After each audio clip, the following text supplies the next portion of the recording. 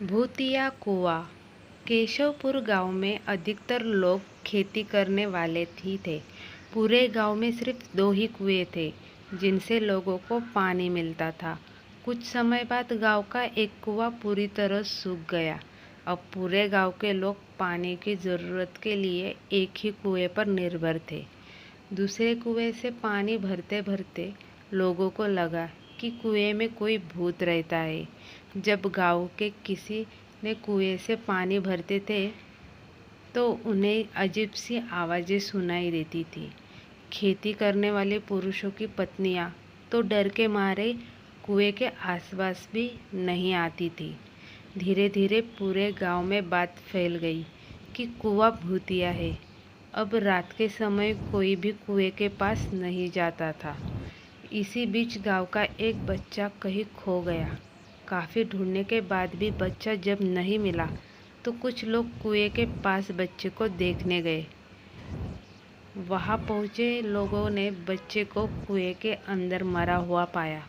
अब एक तो कुएं का पानी खराब हो गया और दूसरा बच्चा कैसे मरा, इसको लेकर गांव के सभी किसान परेशान हो गए थे।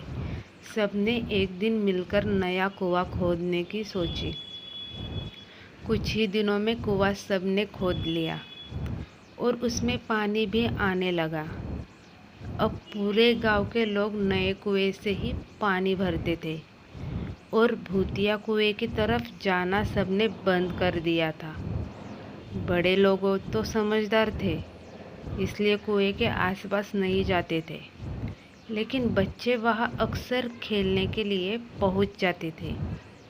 एक दिन 4-5 बच्चे भूतिया कुएं के पास खेल रहे थे। तभी बच्चा कुएं में गिर गया।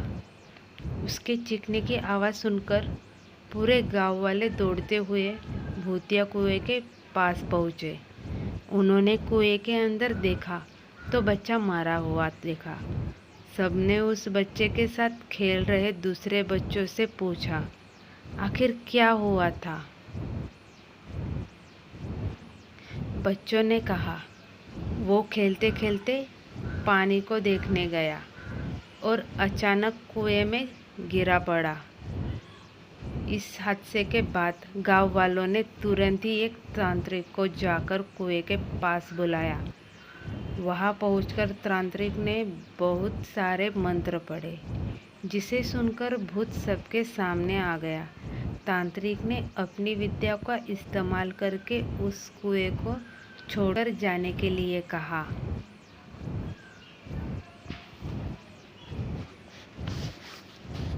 भूत ने तांत्रिक की बात को मानने से इनकार कर दिया। तांत्रिक ने पूछा, तुम क्यों नहीं जाओगे? यहाँ आकर बच्चे मर रहे हैं, इसलिए तुम्हें जाना ही होगा। भूत ने जवाब दिया, इस कुएं में सालों से मेरा पूरा खानदान रहता आ रहा है। मैं यहाँ से बिल्कुल नहीं जाऊँगा। इतना कहकर भूत कुएं के अंदर चला गया। अब तांत्रिक ने गांव वाले के लोगों से कहा, इस कुएं के मुंह को ढक दो। ऐसा करने से किसी तरह के हादसे नहीं होंगे।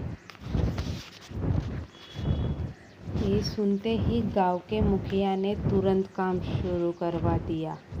दूसरे दिन कुएं के मुंह पर जाली डालकर पूरी तरह से रेत और सीमेंट से पक्का ढक्कन बना दिया गया और उसे ढक दिया गया। अब सारे गांव वाले खुशी खुशी रहने लगे। उस दिन के बाद से गांव में ऐसी किसी तरह की घटना नहीं हुई और भूतिया कुएं के डर से लोग मुक्त हो गए।